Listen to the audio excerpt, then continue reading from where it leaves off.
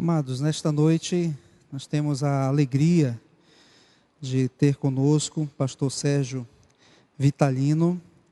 Ele é pastor da Igreja Presbiteriana de Bela Vista, no Recife. Boa Viagem, olha, sabia que era BV, então, Boa Viagem, no Recife. E serviu ao Senhor durante alguns anos entre os ribeirinhos ali no Pará. Depois ele pode talvez contar um pouquinho sobre isso, ao final talvez. Durante esta semana ele estará pregando na MEVA, na Missão Evangélica da Amazônia, como preletor da conferência que a MEVA estará realizando durante toda esta semana. Hoje pela manhã o Miltinho nos trouxe um convite muito carinhoso. Esse convite já estava fixado ali, está fixado no mural de aviso da nossa igreja, mas ele reforçou o convite. Aqueles irmãos que quiserem estar na MEVA pela manhã, às 8h30 da manhã ou às 7h30 da noite, para ouvir a palavra do Senhor, serão muito bem-vindos. E o pastor Sérgio estará trazendo a palavra, levando a palavra do Senhor durante esses dias ali na conferência da MEVA. E uma grande alegria também, quando eu soube que o pastor Sérgio é primo do pastor Samuel Vitalino, alguém que nós temos aprendido a amar e tem sido também uma bênção na convivência com a nossa igreja. E é uma alegria tê-lo conosco, querido. Que Deus te use ricamente esta noite. Obrigado, pastor. Graça e paz, queridos, da parte do Senhor, seja sobre cada um dos irmãos. Quero dizer que, com expectativa, aguardei esse momento de estar aqui na primeira igreja, que pensava eu que era a primeira igreja presbiteriana de Boa Vista. Por isso, quando falei para o meu presbítero, eu falei: domingo estarei pregando na IPBV. Ele disse: mas como? Não vai para Roraima? Eu vou pregar na igreja presbiteriana da Boa Vista, e não de Boa Viagem, que seria a mesma sigla. Aí o pastor me informou que a coisa aqui é mais chique, mais histórica, é de Rondônia, Roraima. Foi só para, aquele revanchismo. Queridos, alegria grande. Espero que a referência ao reverendo Samuel, que é o meu primo, seja boa referência aqui, porque ele sempre me deu muito trabalho na vida, mas aqui eu sei que ele se comportou. É um primo muito querido e uma alegria muito grande poder estar aqui. O reverendo Alfredo fala com muito carinho dos queridos, e agradeço a ele, aos pastores, a confiança de me cederem o púlpito nessa noite. Trago da Igreja Presbiteriana de Boa Viagem um abraço muito fraterno, muito carinhoso para essa igreja irmã. Por favor, abra o texto dos Atos dos Apóstolos, capítulo 4. Eu vou ler os versículos de 23 a 31. Atos, capítulo 4, 23 a 31. Aí o querido pode permanecer sentado e acompanhando silenciosamente a leitura que farei. Atos 4, 23 a 31. Uma vez soltos, procuraram os irmãos e lhe contaram quantas coisas lhes haviam dito os principais sacerdotes e os anciãos. Ouvindo isso, unânimes, levantaram a voz a Deus e disseram: Tu, soberano Senhor, que fizeste o céu, a terra, o mar e tudo que neles há, que disseste por intermédio do teu santo, do teu Espírito Santo, por boca de Davi, nosso pai, teu servo, por que se enfureceram os gentios e os povos imaginaram coisas vãs? Levantaram-se os reis da terra e as autoridades ajuntaram-se a uma contra o Senhor e contra o seu ungido, porque verdadeiramente se ajuntaram nessa cidade contra o teu santo servo Jesus, o qual ungiste Herodes e Pôncio Pilatos, com gentios e gente de Israel, para fazerem tudo o que a tua mão e o teu propósito predeterminaram. Agora, Senhor, olha para as suas ameaças e concede a teus servos que anunciem com toda a intrepidez a tua palavra, enquanto estendes a mão para fazer curas, sinais e prodígios por intermédio do nome do teu santo servo Jesus. Tendo eles orado, tremeu o lugar onde estavam reunidos. Todos ficaram cheios do Espírito Santo e com intrepidez anunciavam a palavra de Deus. Vamos orar mais uma vez. Mais uma vez te buscamos em oração, ó Pai, pedindo que o teu Santo Espírito, que em nós habita, Ele mesmo tem o nosso coração e mente bem em suas mãos, maleáveis ao agir dEle, que Ele possa nos iluminar os olhos para compreendamos a tua vontade para nossas vidas. Queremos nessa noite, acima de tudo, ouvir a tua voz. É a nossa oração. Em nome de Jesus. Amém. O pastor, ao me convidar, falou que a igreja estaria no final de semana tratando sobre missões.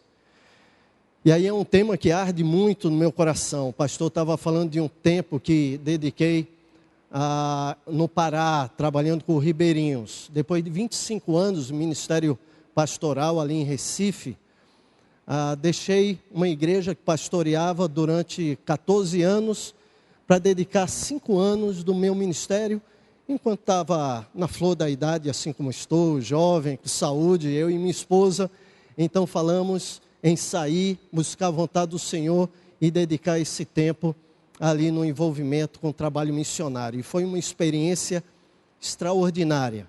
Acho que até todos os pastores deveriam colocar no seu programa, depois de um tempo pastoral, parar e sair para uma experiência missionária. Eu não tenho dúvida que a minha visão de ministério, de campo, meu relacionamento com os missionários da igreja, todos foram modificados por conta desse tempo de experiência numa ilha, naquela comunidade de João Pilatos, ali no Pará. Foi uma experiência extraordinária. E então, missões sempre esteve ardendo no coração. E que privilégio poder compartilhar um pouco sobre isso. Quando falo sobre missões, alguns textos me saltam aos olhos e me vêm à mente tantos que eu poderia compartilhar com os irmãos. O pastor falou que o desafio era pensar na responsabilidade que nós como igreja temos com os povos não alcançados. Talvez alguns de linha transcultural, alguns povos longínquos, alguns países sem muito acesso à palavra, ao conhecimento da palavra, à exposição dela. Olha, poderíamos tratar sobre tanto assunto. Mas o Senhor colocou esse texto no meu coração. Foi um texto que refletia anos atrás a respeito de uma igreja que agia de forma impactante na sua época e que em termos de igreja foi um dos períodos mais difíceis para se fazer missões, para se testemunhar, para viver uma vida íntegra, comprometida com os ensinos do Senhor. Foi no período apostólico. A igreja com poucos recursos humanos, materiais, uma igreja pressionada pelo Estado, não somente o Estado judaico em sua religiosidade, mas principalmente pressionada pelo Império Romano, que não admitia em hipótese nenhuma qualquer um outro ser proclamado como rei. Ninguém se considerar como um servo de qualquer outra pessoa, a não ser o imperador de Roma. Aquela era uma igreja nascente, mas nasceu e cresceu debaixo de pressão.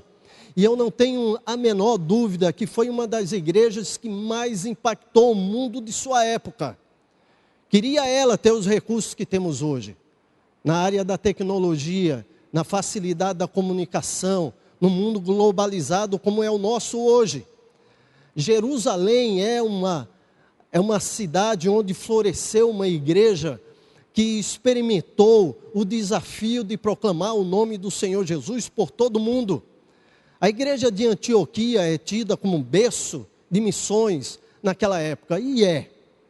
Mas para mim, lá no fundo, existia uma igreja em Jerusalém, aquela igreja que nascia, que demonstrou características claras de uma igreja comprometida com a vontade do Senhor quanto ao testemunho que deveria deixar em todos os povos.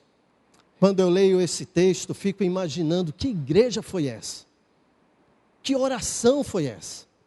Estavam Pedro e João presos por conta de uma cura, pelo seu testemunho diante de Jerusalém, por impactar vidas, a vida daquele coxo, bem como da sua família e de todos que presenciaram aquele milagre que havia acontecido. E quando Pedro explanou o motivo e qual a origem daquela cura, o nome de Jesus ficou claro. Era pelo testemunho dele, era pelo poder dele, que aquele coxo estava agora são diante de todos. E aquele homem tinha 42 anos, era acostumado a estar ali naquela porta esmolando, mas o nome de Jesus era a prioridade dos apóstolos e da igreja de Jerusalém. Quando foram soltos, depois de ameaçados, pressionados, os dois foram até a igreja reunida em Jerusalém, estava reunida em oração, e quando expuseram as ameaças, a pressão, e tudo aquilo que os anciãos, que a liderança de Jerusalém, de Israel, havia colocado sobre eles, a igreja se coloca de joelhos. E eu gostaria só de refletir em um versículo com os irmãos. Somente o versículo 31, desse capítulo 4 de Atos. Quando eu leio esse versículo, percebo 4 elementos essenciais a uma igreja que quer ser uma igreja missionária. Notem, eu falei uma igreja missionária, não uma igreja envolvida com missões. Que é importante a gente diferenciar. Eu tive o privilégio de pastorear durante 14 anos uma igreja que investe em missões. E para mim foi sempre uma alegria isso. Temos um casal de missionários, estão ali sentados, Heber e Suzilane. São missionários aqui em Roraima, de Asas Socorro. São oriundos da Igreja Presbiteriana das Graças em Recife, e missionários dessa igreja servindo aqui nessa cidade. Certamente a Meva tem sido muito abençoada por Asas Socorro em seu ministério de transportar até as comunidades mais longínquas. E uma das coisas que eu sempre falava era a importância de nós sermos uma igreja missionária.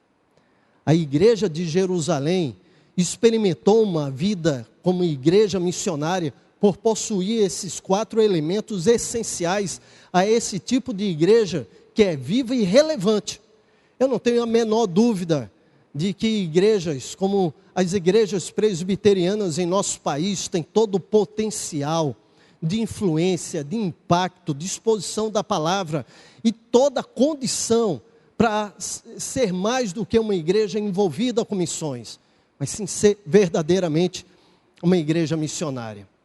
Vamos dar uma olhada no testemunho que a igreja de Jerusalém traz para nós, porque não podemos nos iludir achando que a nossa função enquanto igreja é simplesmente o sustento de missionários. A igreja tem na sua vida, no seu porte, na sua visão, na sua filosofia, o DNA de uma igreja que é de fato missionária. Então vejamos, os irmãos vão poder até achar comigo esses elementos facilmente. Primeiro elemento que eu percebo que a igreja de Jerusalém tinha, para ela ser impactante, ser relevante, ser abençoadora e ser aquela que iria impactar o mundo da sua época por conta do testemunho de Jesus, é porque era uma igreja de oração. Uma igreja de oração. Quando eu leio sobre a vida da igreja primitiva, me impressiona e me desafia a prática de oração daquela igreja. Por exemplo, quando nós abrimos o capítulo 1, logo no início, quando a igreja nem estava ainda formada como organismo espiritual, veja os versículos 12 até 14. Então voltaram os apóstolos para Jerusalém do monte chamado Olival, que dista daquela cidade tanto como uma jornada de um sábado. Quando ali entraram, subiram para o cenáculo, onde se reuniam Pedro, João, Tiago, André, Filipe, Tomé, Bartolomeu, Mateus, Tiago, filho de Alfeu, Simão, Zelote e Judas, filho de Tiago. Todos estes perseveravam unânimes em oração com as mulheres, com Maria, mãe de Jesus, e com os irmãos dele. Capítulo 2, versículo 47.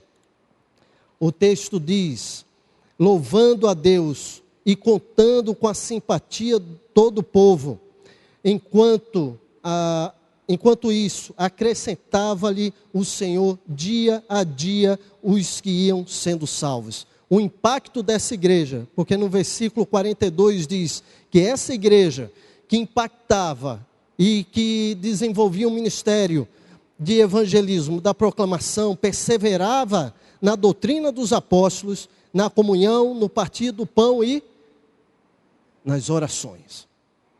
Se os irmãos forem para o capítulo 4, versículos 23 e 24, vão perceber, como lemos, que debaixo de pressão, a igreja se reunia para orar. Não só isso, mas a vida da igreja era uma vida que tinha como um alicerce a prática da oração. Não era apenas uma igreja que orava, mas era uma igreja viva em oração. Se os irmãos olharem o versículo 1 do capítulo 3, fala que Pedro e João subiam ao templo para a hora da oração, que era a hora sexta. A igreja praticava num rito judaico também no templo, diariamente a oração. Capítulo 6, os irmãos vão perceber que a oração era a parte prioritária do ministério dos apóstolos. A igreja crescia de forma impressionante, se multiplicava dia após dia, a ponto de perderem o número do rol de membros da comunidade. Tinham ido de 120 para 3.000, a outro relatório de Lucas passou para 5, depois Lucas no seu registro fala que a multidão dos que criam já era inumerável. E aí surgiu a necessidade de cuidar dos órfãos, da viúva. E olha o que os apóstolos falaram, versículos 3 e 4. Mas irmãos, escolhei dentre vós 7 homens de boa reputação, cheios do Espírito e de sabedoria, aos quais encarregaremos desse serviço. E quanto a nós, a liderança da igreja, os apóstolos, os pastores, nos consagraremos à oração e ao ministério da palavra. Vida de oração. Esse é o primeiro elemento, claro aí, explícito. Estou aqui pensando na nossa vida de oração. Tive o privilégio de, em 98, fazer uma viagem com um grupo de pastores à Coreia. E ali identificar elementos do avivamento que aquela igreja, a igreja presbiteriana na Coreia experimentou. E uma das palavras que mais me desafiou tinha a ver com o testemunho de um pastor, nos desafiando os pastores brasileiros a uma vida de oração. Me lembro que em um momento ele parou e disse: quero desafiá-los a uma coisa, a uma prática. Soube que os pastores brasileiros são muito trabalhadores, que normalmente eles saem depois de 40 minutos de oração em casa, se preparando para 4 horas de atividade sem interrupção. Deixa eu desafiá-los a experimentar algo diferente, para podermos perceber algo novo ocorrendo no Brasil. E o desafio dele foi: passem a orar 4 horas, para ver o que Deus pode fazer em 40 minutos do trabalho de vocês. Li certa vez alguém escrever que quando a igreja trabalha, ela trabalha. Quando a igreja ora, Deus trabalha. A nossa prática de oração é muito xoxa, é muito pequena, é muito litúrgica. A nossa geração de igreja é uma geração que não ora, que não aprendeu a experimentar o processo, a prática, a experiência da comunhão íntima com o Senhor. somos oradores litúrgicos que entram em nossas comunidades, em nossos cultos para orar e confessamos nossos pecados, oramos antes da mensagem e saímos depois de uma oração bonita e da bênção apostólica. Temos prática em nossas casas de oração, também uma oração litúrgica, ao levantar, ao dormir, na refeição. Às vezes acontece até de orarmos e depois, no meio da refeição, alguém perguntar: alguém orou? Eu sei que não acontece na sua casa, na minha já aconteceu algumas vezes. Tão mecanicamente que oramos. Somos desafiados pela palavra, um tipo de oração que parece que perdemos o costume. Aquela de experimentarmos entrar no Santo dos Santos. Aquele tipo de oração que faz da igreja mais do que um mero aglomerado de irmãos que participam de uma liturgia abençoada, mas faz da igreja uma reunião de homens e mulheres comprometidos com Deus, que passaram a semana na sua presença. Uma reunião de homens e mulheres que tiveram experiência durante aqueles dias de um encontro pessoal genuíno com o Senhor na sua vida de oração. Esse tipo de oração que vemos na palavra de homens quebrantados que experimentaram um toque do Senhor. Parece que nós, como igreja presbiteriana, perdemos a sensibilidade e achamos que esse tipo de experiência genuína, especial do toque do Senhor em oração tem a ver com os pentecostais. E paramos de estudar a palavra e nos comprometer com esse tipo de vida. É um tipo de oração que nós temos percepção clara que o Senhor esteve reunido conosco, seja no nosso quarto, na sala de nossa casa ou em nossos templos. Estou lembrando aqui de Moody, grande evangelista, pastor abençoador, já na sua idade avançada, certo dia recebeu uma ligação. E a pessoa do outro lado perguntou: pastor Moody, e ele aqui disse: sim, meu filho, sou eu. Pastor Moody, eu tenho uma notícia para lhe dar. Ele disse: pois não, meu filho, pode dizer. O senhor está sentado? Ele disse: não, mas vou me sentar. E ele senta-se. Pronto, meu filho, estou sentado, pode falar. É uma notícia muito triste. Ele: diga, meu filho. Pastor, Deus morreu. E aí o pastor Moody disse: como? Pastor, essa notícia triste que eu tenho que dar ao Senhor. Deus morreu. E o pastor do outro lado da linha perguntou: quando foi isso, meu filho? Ele disse: já faz alguns anos. E o pastor deu uma risada alta e gostosa do seu lado do telefone e disse: impossível. E ele disse: por que, pastor? Porque falei com ele tem 3 horas.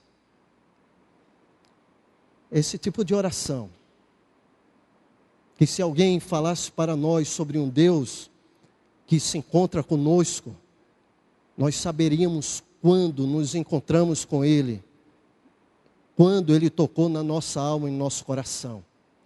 A igreja de Jerusalém era uma igreja relevante, de fato, uma igreja missionária, porque ela se tornou um berço de homens e de mulheres comprometidos com a vida de oração. Quero pedir que o querido irmão, a querida irmã, faça uma avaliação sincera e pessoal do tempo que investe com Deus vivo, soberano, que pode todas as coisas, como você crê e canta. Quanto tempo investimos de oração com esse Deus? E faz a comparação, quanto tempo você passa no Facebook, por exemplo, diante da televisão.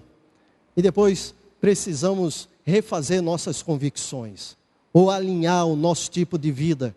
Se queremos ser uma igreja missionária, mais do que uma igreja envolvida com missões, precisamos individualmente, como comunidade, aprender a ter vida real, genuína, de comunhão com o Senhor, vida de oração. Segundo elemento, conseguem ver aí nesse versículo 31, primeiro, vida de oração. O segundo parece estranho. Não, se eu fosse fazer talvez uma exegese aqui, o professor de homilética não permitiria eu colocá-lo como um ponto. E se o pastor não me fizer uma crítica ou contar para o meu primo Samuel, como eu estou com um problema exegético, eu prometo que eu vou utilizá-lo como ponto. Eu gosto muito da expressão aqui desse versículo que diz que quando eles oraram, o lugar onde eles estavam reunidos tremeu. E eu pergunto, que igreja é essa? Que tipo de igreja faz com que as coisas se movam? Que tipo de oração faz com que os alicerces firmes, seguros de qualquer coisa sejam movidos? Eu estou pensando na estrutura do nosso país que tanto criticamos. Estrutura política, estrutura de caráter, estrutura moral. Como essa estrutura pode ser abalada e modificada como uma igreja que tem a sua atuação de forma relevante? Eu estou pensando em uma igreja reunida, como fazemos, e é tão especial quando nos reunimos e adoramos, e oramos, e confessamos pecados, e dedicamos os dízimos que pertencem ao Senhor, e estamos ali para adoração. Isso é igreja. Mas quando nós começarmos a nos reunir para aprender, para confessar, para louvar, não seremos só igreja. Se nós tivermos no coração o desejo, o compromisso e a decisão de sair dos nossos templos para sermos igreja transformadora, entendendo a nossa vocação como sal e luz, sairmos do nosso templo para influenciar aonde quer que estejamos colocados na vida profissional, na faculdade, no colégio, aonde quer que estejamos. Não podemos ser uma igreja do cenáculo, uma igreja do quarto, do templo, que entra para orar, para ouvir a palavra. E nessa cidade, com esse clima desse templo, dá vontade de ficar até meia-noite. Eu dormi aqui. Somos uma igreja das ruas. Fomos chamados para estar fora, para influenciar o século, a geração que fomos inseridos. Nós somos chamados para ser uma igreja relevante pelo impacto de vida, pela vida diferente que devemos ter. Algumas pessoas falam da dificuldade da nossa cultura brasileira de termos um testemunho marcante, mas eu quero dizer que a igreja foi chamada para um outro tipo de vida, que nós podemos chamar de contracultura. A igreja foi chamada para viver um outro tipo de vida. Nós nem somos daqui. Estou pensando em um texto bíblico que fala que nós não somos desse mundo. Estou lembrando da minha abordagem com minha esposa. No momento em que eu fui conversar com ela, uma jovem linda. Não havia mulher mais bonita naquele acampamento do que aquela jovem. E eu, aos meus 18 anos, com toda a minha coragem, fiquei pensando como me aproximar dela, para lançar, aquela conversa, para quem sabe ela se interessar em mim, galante, lindo como eu sou. A verdade é que ela estava trabalhando no acampamento, na lanchonete. Eu me aproximei, respirei fundo, e quando ela chegou perto, eu pensei em abordá-la em uma conversa que atrairia ela para procurar me conhecer. Quando ela chegou perto, eu de forma corajosa perguntei: quanto é um batom de chocolate, por favor? E enquanto ela ia e voltava com o batom e com a Coca-Cola que eu tinha pedido, eu lhe fiz uma pergunta teológica. Perguntei a Miriam: você crê em seres de outro mundo? Ela olhou para mim, vê que pergunta romântica.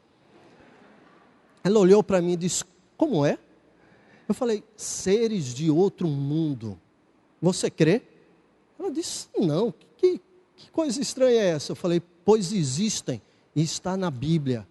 Ela falou: me mostra. Quando você sair da lanchonete, a gente senta ali no banquinho e eu te mostro. Sou casado com ela há 30 anos. Eu abri João 17. E João 17, a oração de Jesus é: Senhor, não peço que os tire do mundo, mas que os livre do mal. Eles não são do mundo, como eu também não sou. Se há ET, olha aí para o teu irmão do lado e ele é um ET. Aí eu fico pensando como deveria ser a nossa vida se nós não somos desse mundo. Se essa não é a nossa cidade, se essa não é a nossa cultura, se não é o nosso país, se estamos sentados em outro lugar, se a nossa cidadania é celestial, por que insistimos em viver como homens e mulheres dessa terra? Quando nós olhamos a igreja primitiva, eles abriram mão da sua cidadania para viver como cidadãos dos céus. E não tiveram medo de pedir ousadia diante do Senhor para testemunhar debaixo das ameaças que estavam sobre suas vidas. Estavam prontos a pagar com a própria vida o preço pelo testemunho. Isso é a igreja missionária. A igreja que está pronta a abrir mão da comodidade, do emprego, da família, dos bens, pelo testemunho do Senhor Jesus. Isso é a igreja missionária. Não são apenas aqueles que vão para longe, mas aqueles que ficam e enviam. Só vamos poder sentir o peso do testemunho na Índia, em Bangladesh, na China, se nós aqui em Boa Vista, em Recife, aqui no Brasil, estivermos vivendo um tipo de vida tão comprometida, tão fora da cultura desse século, que nós podemos dizer, não tenho a minha vida por preciosa. Estou pensando na coroa separada, reservada para aqueles que são fiéis até a morte. Quando eu leio esse texto, muitas pessoas pensam na fidelidade, pensando em extensão, ser fiel até a morte, e dar-te-ei a coroa da vida, ou seja, um tipo de compromisso, de fidelidade que se estende até o dia que morrer, e não é isso que o texto bíblico está falando. O texto bíblico não está falando de extensão, mas está falando de intensidade. Ele está falando de ser fiel, mesmo que isso implique na sua morte. Seja fiel, mesmo que seja esse o preço a ser pago, a sua própria vida. Aí você tem a coroa da vida preparada.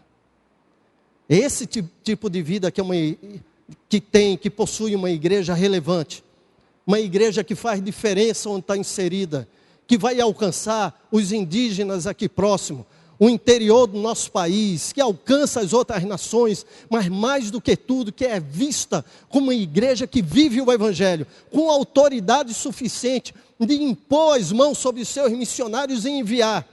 Era assim a igreja de Jerusalém. Uma igreja que orava e que vivia de tal forma que as coisas ao redor se moviam, aconteciam, eram modificadas. Esse foi o segundo elemento. Terceiro elemento dessa igreja relevante, missionária. Podem me ajudar? Veja que eles oravam, o lugar que estavam reunidos tremeu. Qual é o outro elemento? E todos? Plenitude do Espírito. Esse é um tema de eu passar a noite toda, pastor.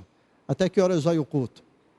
Não tem hora para acabar? Ô, bênção, isso que é a igreja relevante, abençoadora. A verdade é que a plenitude do Espírito Santo é um tema tão fundamental para nós, que carecia mesmo de virarmos a noite aqui. Porque temos problemas no entendimento do que é plenitude do Espírito Santo. Um crente, quando está cheio do Espírito Santo, significa que ele abriu mão da sua própria vida. Que a plenitude do Espírito Santo não tem a ver com quantidade que temos dele. Ele habita em nós, habita na igreja, nós temos ele em nós. A questão não é o quanto temos do Espírito Santo, mas o quanto ele possui da gente. Essa é a questão.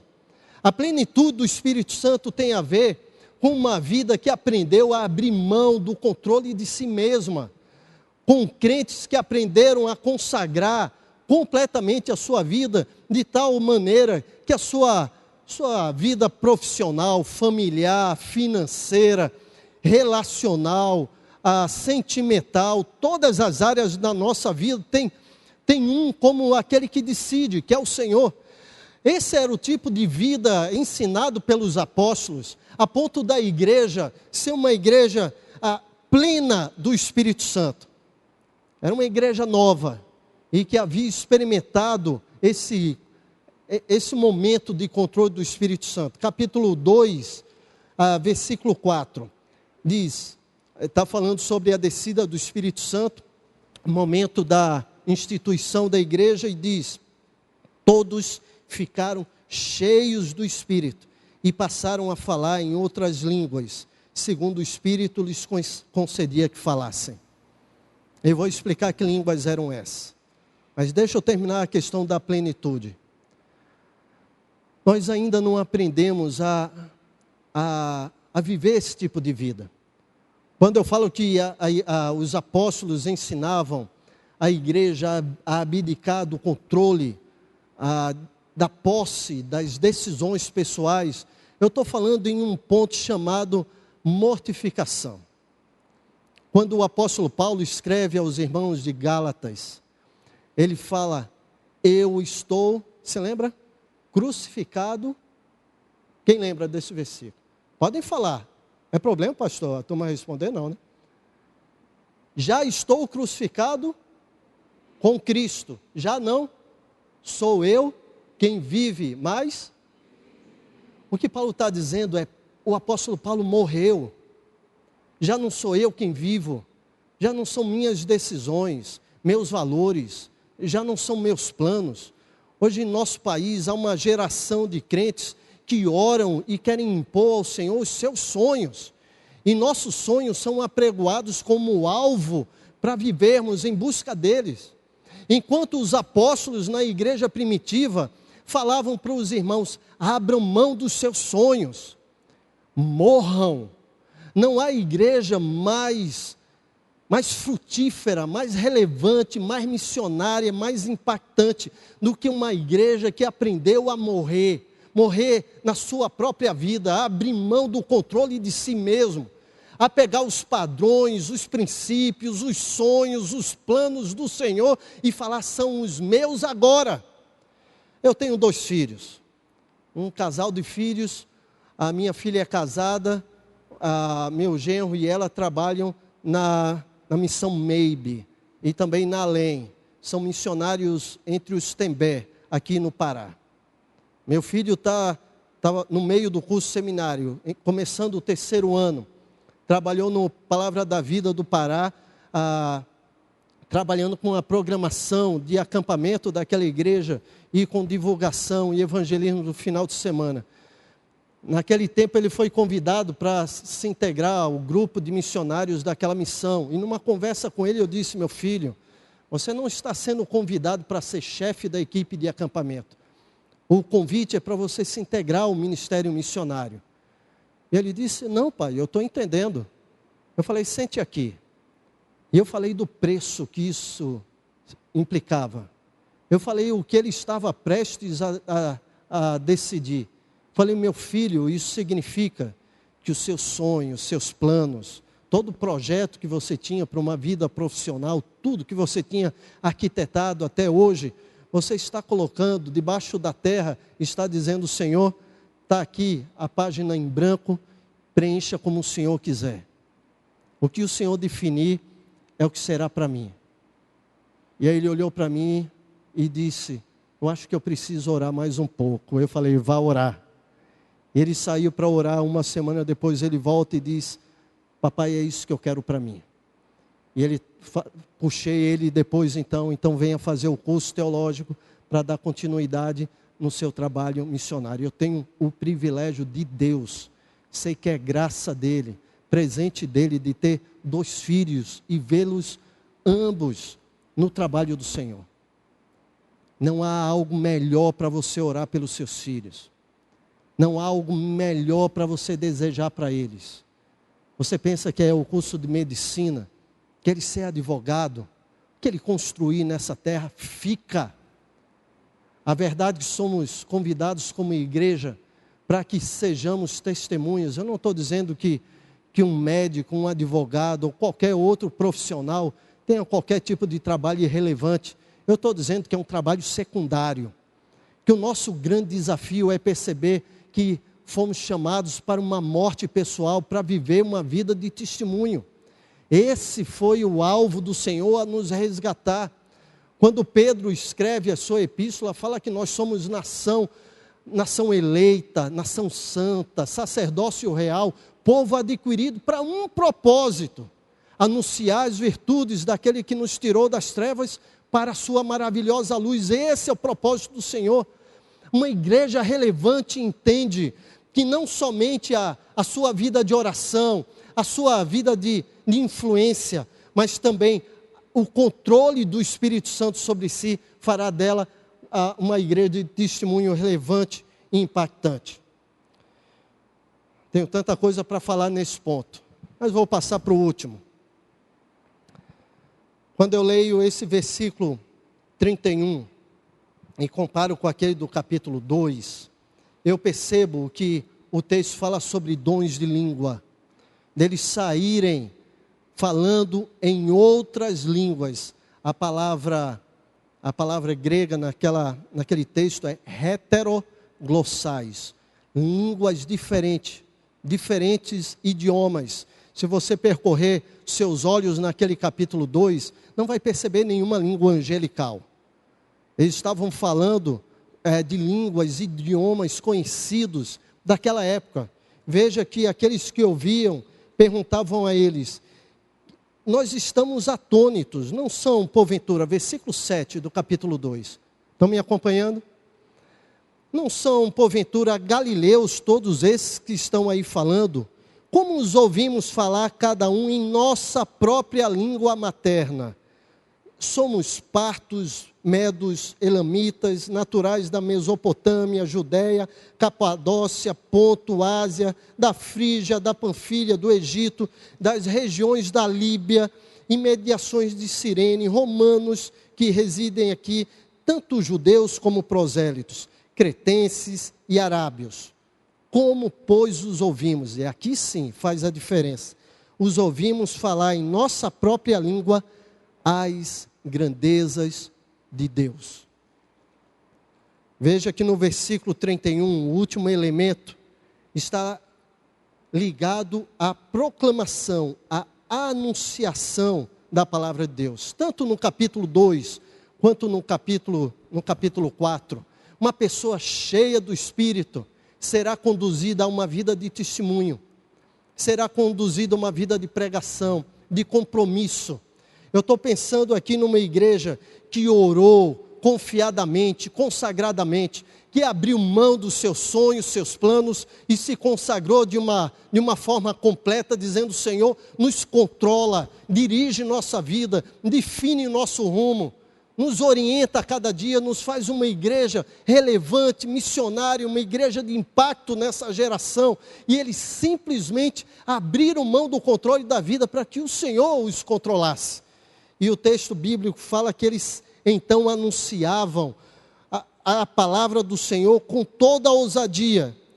Veja a oração deles no versículo 29. E agora, Senhor, olha para as ameaças da liderança de Israel e concede aos teus servos, à tua igreja, que anunciem com toda intrepidez a tua palavra, enquanto estendes a mão para fazer curas, sinais e prodígios por intermédio do teu santo Filho Jesus. A igreja estava pronta a sair para um testemunho ousado.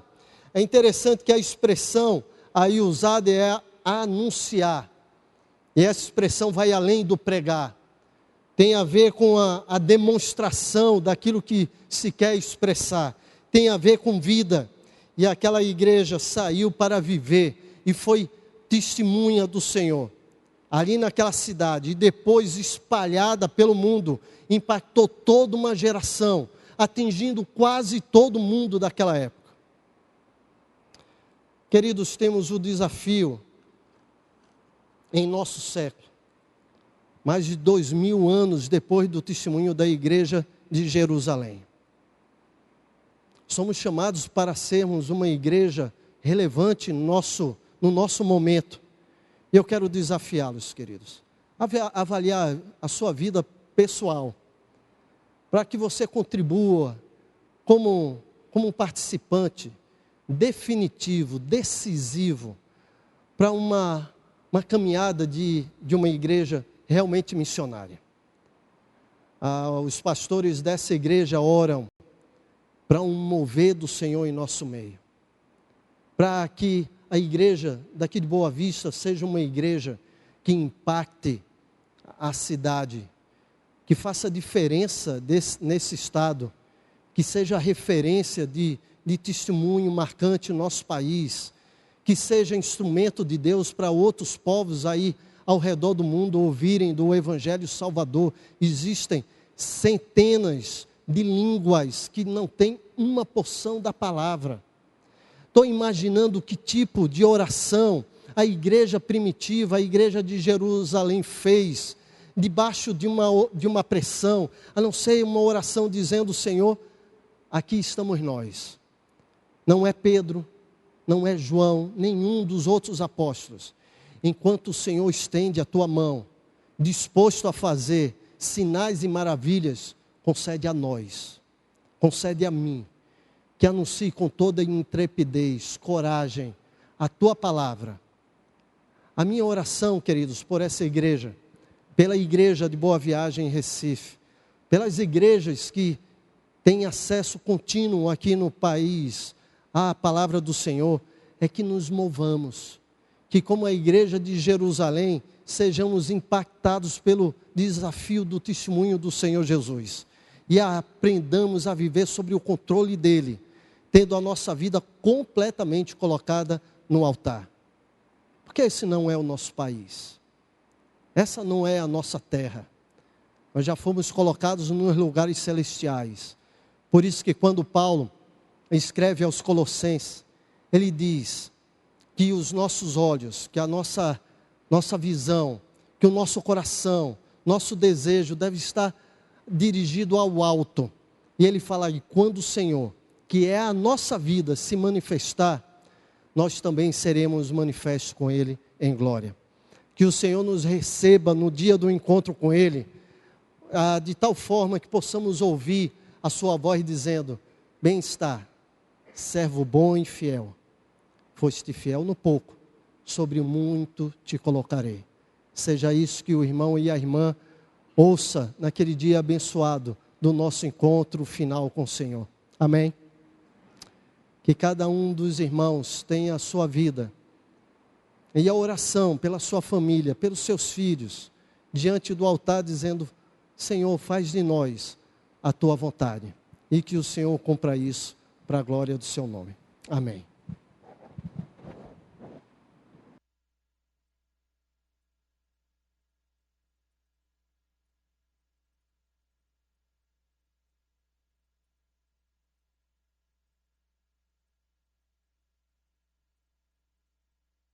Vamos orar neste momento. Senhor, muito obrigado por tudo aquilo que o Senhor tem nos falado nesta noite. Obrigado porque, de fato, temos que ser uma igreja de oração. Reconhecemos que ainda temos orado muito pouco ao Senhor. A nossa vida de oração tem sido pífia, Senhor, diante da necessidade que temos de estar mais íntimo do Senhor, diante do desafio que temos como igreja, de mantermos viva a chama do Evangelho nesta cidade, neste estado, diante do desafio que temos das pessoas que ainda não conhecem o Senhor e que estão perecendo sem conhecer o Evangelho, que é nossa missão, nossa responsabilidade anunciar-lhes a palavra. Aumenta, Senhor Deus, a nossa vida de oração. Ó Senhor, e enche-nos cada dia com Teu Espírito Santo. Que sejamos anunciantes da Tua palavra. Que proclamemos o Teu Evangelho, as boas novas neste mundo. Ó Pai bendito, transforma-nos cada dia como igreja do Senhor, para sermos uma igreja que faça diferença neste lugar. Para que o Teu nome seja exaltado. Para que pessoas possam se render a Ti, possam se quedar aos Teus pés. E assim, Senhor, alcançarem, receberem a graça do Senhor Jesus. Nós Te louvamos pela Tua palavra e pedimos que o Senhor continue a usar o Teu servo, pastor Sérgio Vitalino, Pai amado, nesta semana, junto à Meva, como conferencista, que o Senhor use a vida do Teu servo para falar profundamente ao coração daqueles nossos amados, e ali estarão para serem fortalecidos pelo Senhor, para prestarem contas, enfim, para viverem esses dias ali na conferência da Meva. Assim oramos, Pai, como igreja do Senhor, e que nós também sejamos igreja que esteja comprometida em manter a obra do Senhor e em expandi-la cada dia. Agradecemos pelo GAM, que o Senhor derrame cada dia da tua misericórdia desse grupo de ação missionária.